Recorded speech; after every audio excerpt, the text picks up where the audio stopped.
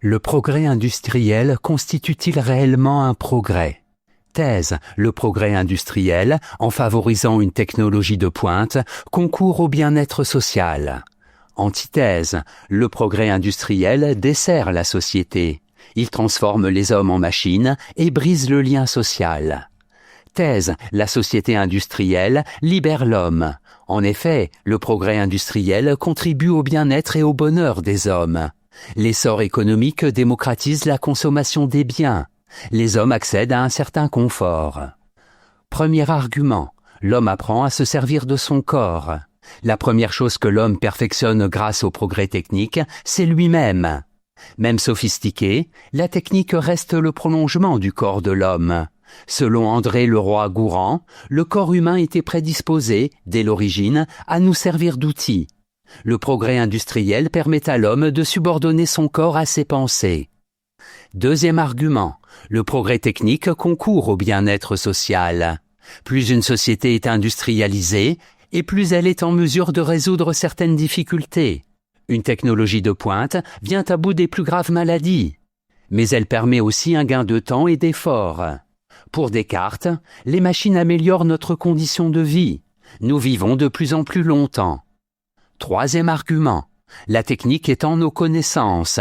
Le progrès technique nous rend capables de nous substituer à la nature. Nous apprenons à connaître ses mécanismes les plus intimes. Selon Oswald Spengler, la technique est la manifestation extérieure d'un conflit intérieur à la nature. En étudiant les ruses de la nature, nous apprenons à lutter comme la nature sait le faire. En bref, le progrès industriel concourt au bien-être des hommes. Grâce à l'avancée de la technologie, nous comprenons de mieux en mieux les procédés de la nature et ainsi pouvons-nous la parfaire.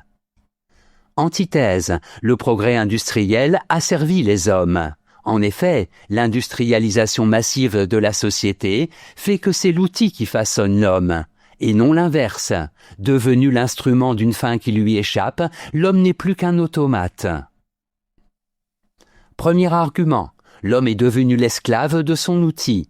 Avec le progrès industriel, nous assistons à une inversion des valeurs. Selon Ivan Illich, la substitution de la machine à l'homme s'est soldée par une crise planétaire où l'outillage travaille à notre place. Ainsi, une fois esclaves de la voiture, nous nous sommes mis à confondre bonne circulation et grande vitesse. Deuxième argument, la quantité prime sur la qualité. Dans une société où le progrès pour le progrès prévaut sur la fin visée, l'homme n'est plus qu'un pion sur un échiquier. Pour Ivan Illich, c'est le début d'un processus que l'homme ne peut plus contrôler. Le temps devient de l'argent, et l'on considérera l'homme comme une source d'énergie au détriment de sa créativité personnelle. Troisième argument, le progrès industriel doit être limité. Afin de limiter les dégâts causés par le progrès industriel, Ivan Illich revendique une société conviviale. Celle-ci consiste à restaurer un équilibre entre l'homme et l'outil. Le premier devant toujours rester le maître du second.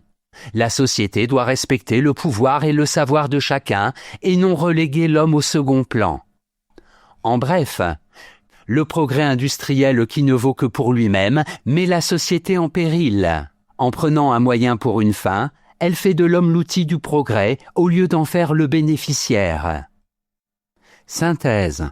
Après la critique marxiste du mode de production capitaliste, Ivan Illich vise à dénoncer les dangers de la société industrielle. Dans une société où le progrès technique et le profit l'emportent sur les besoins réels et le bonheur individuel de l'homme, nous devenons esclaves de nos propres outils. Nous devons nous adapter à ces derniers au lieu de nous en rendre maîtres. Si Ivan Illich peut paraître conventionnel aujourd'hui, sa critique n'est pas pour autant réactionnaire.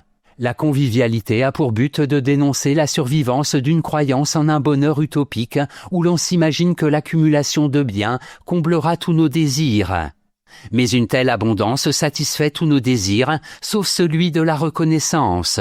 Au sein d'un tel système, l'homme ne peut que régresser et se transformer en outil impersonnel. Note et commentaire. Mode de production capitaliste. Structure économique fondée sur la propriété privée des moyens de production et dont la finalité est l'accroissement du capital. Le capitalisme considère que le temps est de l'argent. Pour gagner du temps, l'ouvrier doit travailler toujours plus vite. L'individu n'est plus reconnu en tant que tel. Sa seule valeur se réduit à sa capacité de travail. Citation. D'instrument, l'outil peut devenir maître, puis bourreau de l'homme. La relation s'inverse plus vite qu'on ne s'y attend. La charrue fait de l'homme le seigneur d'un jardin, puis bientôt un errant dans un Sahel de poussière. Ivan Illich, La convivialité.